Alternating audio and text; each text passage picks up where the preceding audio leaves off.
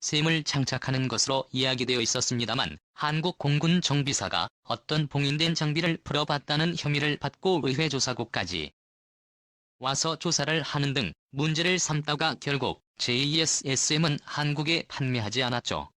그 바람에 한국 공군은 독일 제타우루스를 들여왔습니다. 유로파이터 생산국인 독일은 타우루스가 미제 전투기의 일이 되도록 만들었고 시스템 안에서 작동될 수 있도록 미국이 해준 물건이었습니다. KTF-X를 계획하고 있던 한국은 F-35를 구매 계약할 때 15가지 기술을 록히드 마틴으로부터 제공받기를 약속받았다는데 미국의 국방부에 서제동을 걸어서 4개의 기술은 받지 못하게 된 것은 잘 알려진 사례입니다. 이에 따라 한국은 아예 모조리 미국과는 독립을 해서 자체 개발로 모두 돌렸죠. 제일 중요한 에이스 세일 레이더부터 해서 차근차근 하나하나 해결해 나가는데 요즘 미국에서 공대공 미사일과 공대지 미사일의 한국 판매를 허용했습니다. 이게 기존의 구입과는 다른 게 이번 미사일들은 한국의 전투 시스템과 레이더에 연동되도록 맞춤형으로 만들어서 납품한다는 뜻입니다. 미디어는 어떻게 할지 타우러스 대신에 예스의 샘을 사와야 할지 고민입니다. 타우러스는 엘라이즈가 이미 국산 개발을 하고 있는 중으로 알고 있는데 말이죠. 미국이 안 한다고 하다가 이제 와서 태도가 바뀐 것을 생각해봅니다. 안 될 줄 알았는데 이제 보니 성공하겠구나 하고 내부 판단을 한 것으로 봅니다. 이 경우 괜히 장인의 미사일 소비자만 있는 게 되겠죠. 이제 독일이나 영국, 프랑스 반열에 들어간 것 같군요. 그리고 한국의 항모 개발에도 미국의 입김이 작용한 듯 보여집니다. 순전히 우리 입장에서 중형 항모라도 그렇게 큰 것이 왜 필요한가 하겠지만 이게 한미연합해군이라고 생각해보면 그냥 답이 나오는 겁니다. 미군은 중국 대군의 양적인 팽창에 대적해야 하는 입장에서 엄청난 비용으로 많은 함정을 뽑아내기 힘든 실정입니다. 태평양에 동원하는 미 해군 함정의 숫자가 중국의 함정 숫자보다 턱없이 적어지고 있습니다. 이런 상황에서 일본과 한국 해군이 보조를 할 수 있다면 얼마나 든든하겠습니까? 그러니 4만 톤급 하지 말고 차라리 7만 톤급을 해라. 이런 주문이 들어온 것으로 보입니다. 또한 항모 건조에 미군이 기술 지원도 하겠다는 이야기도 있는 것 같습니다. 용역 설계사인 영국의 밥도 미국과 영국의 여러 정황을 살펴 7만 특급이 적정하다고 주장하여 이상하게도 이 방향으로 흘러간 듯합니다. 미국이 한국을 보는 위상이 많이 달라졌음을 느낍니다. 이런 기회에 탄도미사일 사거리 함정도 없애버려야 하는 거 아닌지 모르겠네요. 미국 방산업체 로키드 마틴사가 한국형 전투기 개발에 필요한 기술 이전 작업을 시작한 사실이 뒤늦게 밝혀졌다. 로키드 마틴은 우리 공군이 차기 전투기 기종으로 F-35 스텔스기를 구매하는 반대급부로 KF-X 개발에 필요한 21가지 기술을 이전해주기로 했다. 방위사업청 관계자는 18일 로키드 마틴 인력 12명이 지난달부터 KT-X 사업의 본계약자인 한국항공우주산업의 체계 개발 업무를 기술적으로 지원하는 중이라고 말했다. 미국 정부는 지난해 11월 KF-X 개발과 관련해 우리 정부가 요청한 21개 기술 항목에 대해 수출 허가를 승인했고 방사청은 이에 대한 후속 조치로 지난 1월 이들 기술 항목을 세분화한 수백여 개의 리스트를 미국에 전달한 바 있다. 방사청 관계자는 우리가 전달한 세부 기술 항목 리스트 중에서 현 시점에서 이전의 시기와 수준 범위가 확정된 항목들에 대해 1차적으로 구체화 작업이 끝나 이달 초 미국 측으로부터 통보가 왔다고 말했다. 이어 기술 이전 구체화 후속 조치가 1차로 완료된 것이라며 KF-X 개발과 같은 대형 사업의 경우 사전에 기술 이전 내용을 모두 구체화하는 것에 한계가 있어 사업이 진행되면서 지속적인 구체화 작업이 필요하다고 덧붙였다. 방사청은 고등훈련기인 T-50 개발 당시에도 12차례에 걸쳐 로키드 마틴으로부터의 기술 이전 내용을 보완했다고 설명했다. 방사청은 또 개인 FX에 탑재할 다기능 위상 배열 레이더 체계 개발에 대한 중간 점검을 내년 2분기와 2018년 1분기 등에 걸쳐 2차례 진행할 예정이다. 1차 때는 레이더 안테나의 기능 및 성능을 2차 때는 하드웨어 입증 모델 기능 및 성능을 각각 점검한다. 방사청 관계자는 우리 기술로 베이스인 레이더 개발이 가능하다고 보지만 만약 개발 목표에 도달하지 못한다면 최악의 경우 국외 구매를 고려하게 될 것이라며 이는 일종의 대안인 플랜 B라기보다는 위험 관리의 한 가지 옵션이라고 말했다. 군 당국은 베이스라인 레이더 시제 제작 우선 협상 대상 업체로 지난 15년간 에이스인 레이더 개발에 몰두해온 엘라이젠 X1을 제치고 한화탈레스를 선정한 바 있다. 방사청은 KTFX에 들어갈 엔진 기종도 조만간 선정해 6월에는 계약할 계획이다.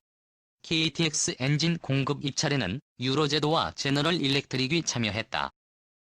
방사청은 내년 9월까지 KTX 기본 설계를 마무리하고 2019년 2월까지는 상세 설계를 끝낸 뒤 토대로 KTX 시제기를 제작할 계획이다. 말레이시아, 인도네시아, 태국, 필리핀까지 세계 항공우주산업 시장에서 기반이 미약한 우리나라가 개발한 군용기가 그나마 잘 쓰이고 있는 지역이 동남아시아다. 하지만 최근 들어 미국, 유럽 방산업체들이 동남아 시장에 뛰어들 조짐을 보이면서 우리나라 입지가 흔들릴 수 있다는 우려가 제기된다. 한국형 전투기를 비롯한 국산 군용기가 동남아에서 밀려날 우려가 제기되는 대목이다. 인도네시아 시장 쟁탈전이 본격화하나. 인도네시아는 KTX 개발에 참여하는 국가로 전체 개발비 1조 5천억 원 중 20%에 해당하는 1조 7천억 원을 부담하기로 했으나 2018년과 2019년 분담금을 내지 않았다. 방위사업청은 조코 위도도 인도네시아 대통령이 지속적인 사업 참여 의지를 표명한 바 있다며 분담금 납부가 조속히 이행될 수 있도록 협의 중이라는 입장이다. 하지만 인도네시아는 플랜 B를 염두에 두는 듯한 모양새다. 프랑스 경제전문 매체 라이브리뷰는 최근 프라보와 수비 안토 인도네시아 국방부 장관의 지난 11일 파리 방문은 프랑스제 무기 구매 협상을 마무리하기 위해 계획됐다고 보도했다. 이 매체는 최종 계약은 아직 맺어지지 않았다면서도 인도네시아가 다소 라팔 전투기 48대, DCNS의 스컬벤급 잠수함 내적 고인드급 초계함 2척 구매를 희망하고 있다고 전했다. 이에 대해 프라보와 장관은 현지 매체에 프랑스의 희망사항이라고 말했으나 라팔 48대 구매에 대한 인도네시아의 관심을 묻는 질문에는 답하지 않았다. 이와 관련해 위도도 대통령은 23일 국방부와 인도네시아 군경찰 수뇌부가 모인 2020년 리더십 직후 프랑스 무기 구매는 아직 결정되지 않았다면서도 프라보와 장관이 프랑스와 한국 동유럽 국가 무기 구입에 대해 평가했다. 곧 결정할 것이라고 말해 그 배경에 관심이 쏠렸다. 방산업계에서는 물밑 이야기들이 수면 위로 떠올랐다는 반응이다. 인도네시아가 재정 문제로 KTX 개발 분담금 지급을 미루는 상황에서 미국과 유럽 방산업체의 물밑 움직임이 심상치 않았다는 것이다.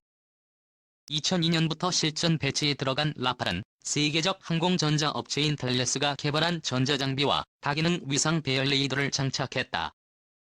프랑스와 미국, 유럽에서 사용하는 대부분의 항공무장 운용이 가능하다. 스카이프 장거리 공대지 미사일 등을 장착할 수 있어 전략적 타격 능력도 갖췄다. 프랑스 해군 라팔 전투기가 미 해군 핵추진 항공모함 조지 95 비행갑판에 착륙하고 있다. 미 해군 제공. 하지만 라팔의 해외 판매 실적은 좋지 않다. 프랑스가 2014년까지 180대를 구매하는 고대 이집트와 인도, 카타르가 약 100대를 도입했고 리비아와 시리아 등에서 실전 경험을 쌓았다. 하지만 벨기에, 브라질, 싱가포르, 캐나다 등에서 고배를 마신 상태다. 기존의 전투기를 개발한 회사가 새로 만든 전투기의 손익분기점은 300대 안팎이다. 라팔은 개발된 지 20여 년이 흐른 상황에서도 손익분기점을 넘지 못한 셈이다. 이는 프랑스 항공우주산업에 악영향을 미친다. 미래 일감과 이익이 보장되지 않으면 라팔 부품과 장비 생산에 참여한 협력업체 이탈을 막을 수 없다. 협력업체 이탈은 프랑스 항공우주산업 생태계를 무너뜨릴 위험이 있다. 프랑스가 라팔의 인도네시아 판매에 적극적인 이유다. 방산업계 관계자는 프랑스는 수년 전부터 인도네시아의 라팔 판매를 추진해왔다며 KTFX 보다 더 좋은 파격적인 조건을 제시했다는 관측이 현지에서 무성하다고 전했다. 미국과 러시아도 인도네시아 시장 공략에 나설 태세다. 인도네시아는 지난해 미국 록히드 마틴 F-16이 32대를 구매할 예정이라고 밝힌 바 있다. 록히드 마틴은 이에 힘입어 추가 수주를 위해 올해 현지 마케팅을 강화하는 등 적극적인 움직임을 펼칠 계획인 것으로 알려졌다. 러시아는 2018년 2월에 3,535S11대를 판매하기로 했으나 미국의 대러시아 제재로 계약이 이루어지지 못했다. 하지만 정치적으로 인도네시아와 긴밀한 관계를 맺었다는 점에서 판매 시도를 지속할 것으로 전망된다. 근본 대책 마련 서둘러야 라팔 등의 공세에 직면한 KF-X의 상황은 좋지 않다. 한국무장과 에이스인 레이더의 취약점 때문이다. 현재 KF-X는 2021년 상반기에 CJ 1호기를 출고하고 2022년 상반기부터 시험 비행해 도립 2016년 개발을 완료할 예정이다. 하지만 KTF-X의 항공무장은 라팔이나 F-16과 비교할 때 우위에 있지 못한 실정이다. 무장 중에서 눈에 띄는 것은 미티어 중거리 공대공 미사일 정도다. 개발 중인 국산 장거리 공대지 미사일은 2019년에야 전력화될 예정이지만 감항 인증 등을 고려하면 2030년 이후 실전 배치가 이루어질 가능성도 있다. 에이스인 레이더가 개발되고 있으나 라팔의 RB2AK 레이더보다 우수한 성능을 확보할 수 있을지는 미지수다. 지난해 10월 14일 경기 성남 서울공항에서 열린 서울국제항공우주 및 방위산업 전시회 미디어데이 행사에서 KT X모형을 비롯한 국산 항공기가 공개되고 있다. 세계일보 자료사진. KTX 개발이 완료되면 인도네시아는 60대를 생산해서 배치한다. 스텔스를 제외하면 라팔이나 베스리오 35스보다 나을 게 별로 없는 KTF-X를 2020년대 후반에 얻는 셈이다. 반면 라팔은 북대서양 조약기구 규격을 적용한 서방의 무장은 대부분 사용이 가능하다. X리오 35에서도 러시아제 항공무장을 언제든 탑재할 수 있다. F-16은 인도네시아가 F-1630여 대를 운영 중이다. 후속 군수 지원 등에서 유리하다. 이 세 기종은 인도네시아가 주문하면 수년 안에 인도가 가능하다. KTF 핵심보다 더 빠르고 쉽게 전력 공백을 메울 수 있는 셈이다. 다소나 록히드 마틴 등이 인도네시아에 유리한 대금 지급 조건을 제시할 경우 KF-X 개발 참여를 놓고 내부 논란이 끊이지 않는 인도네시아의 태도에 영향을 미칠 수 있다는 우려도 나온다. 우리나라보다 더 많은 기술 이전을 약속한다면 더욱 불리해진다. 다른 동남아 국가도 사정은 비슷하다. 경전투기 도입을 추진 중인 말레이시아는 한국 항공우주산업의 FA-50 구매를 고려하고 있으나 중국, 파키스탄이 합작한 JF-17의 공세가 만만치 않다. 최신형인 JF-17 블록 3은 에이스인 레이더와 헬멧 장착 조종기 등을 갖춰 전투 능력도 높아졌다. 가격이나 절충 교역 등에서 파격적인 조건을 제시하는 중국의 특성을 감안하면 F-20의 수주를 낙관하기는 어렵다는 평가다. F-211을 운영 중인 필리핀은 FA-50 추가 구매 대신 신형 전투기 도입을 고려하고 있는데 스웨덴 사브 그리펜이 후보로 거론된다. 필리핀은 지난해 1월 국산 수리온 헬기 대신 록히드 마틴의 블랙호크 헬기를 구매한 바 있다. 록히드 마틴은 수리온 10대를 구매할 수 있는 가격으로 블랙호크 16대 제공을 약속한 것으로 알려졌다. 예전에 F-15A를 도입할 때 공대공 1호는 AI의 9X와 공대지로는 JES의